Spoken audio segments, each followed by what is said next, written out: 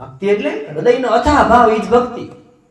પછી ભક્તિમાં કોઈ આમ દીવાબત્તી વડે પોતાનો ભાવ વહેવડાવતું હોય, કોઈ ધૂપિયો લઈને ભાવ વહેવડાવતું હોય, કોઈ માળા ફેરવીને ભાવ વહેવડાવતું હોય, કોઈ હાવડો લઈને વાળીને વહેવડાવતું હોય. જેની જે અલગ અલગ કર્મમાં અલગ અલગ હોય.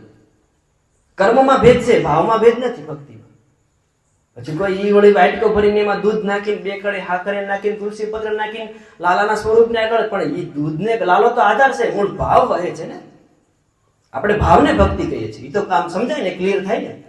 ભાવ ઈ ભક્તિ છે એમ. તો જનાબાઈના શાણામાં વિઠ્ઠલ વિઠ્ઠલ બોલાણું હોય. સીધી જ વાત છે, નકર તો કેવી રીતે હોય? રોહિદાસ સમાજના પેલા સાંભળાની કુંડીમાં જો ઈશ્વર પ્રગટ થતો હોય તો સીધો જ અર્થ થતો હોય કે ભાઈ કર્મ અલગ અલગ હોય બધાયના, પણ પ્રભુને ભજવાનો ભાવ છે ને એ ભક્તિ પરક હોય.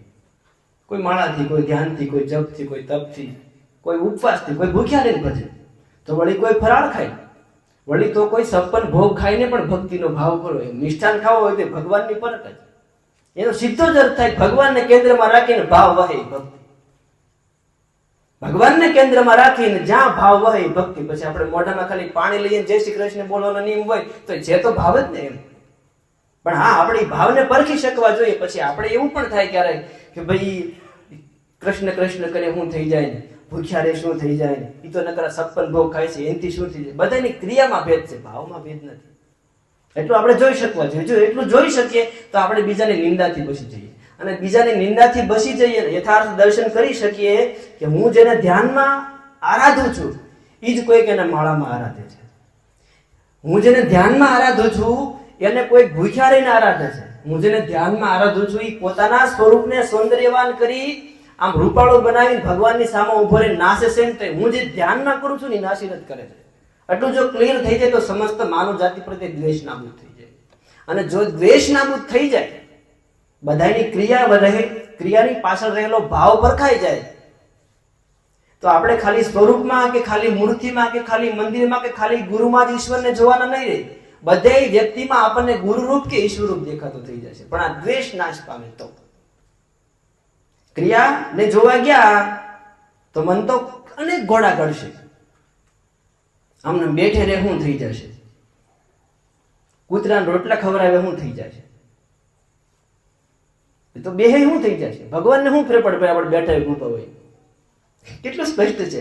આપણે બેઠા હોય, ભૂતા હોય, વાંકા હોય, ભગવાનને શું ફેર પડે? બધું ભગવાનમાં જ છે. એકોહમ બહુશ્યામી કે હું જ અનેક રૂપે થયો છું. સર્વમ અખિલમ ઇદમ બ્રહ્મ.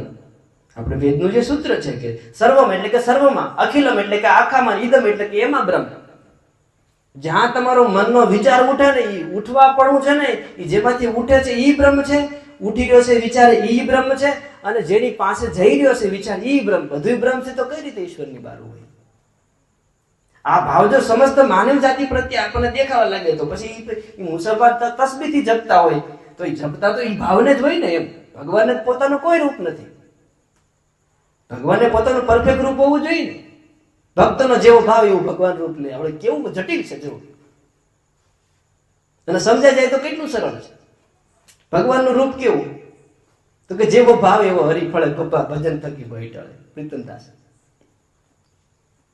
જેવો ભાવ એવો હરી ફળે, પપ્પા ભજન થકી ભય ટળે.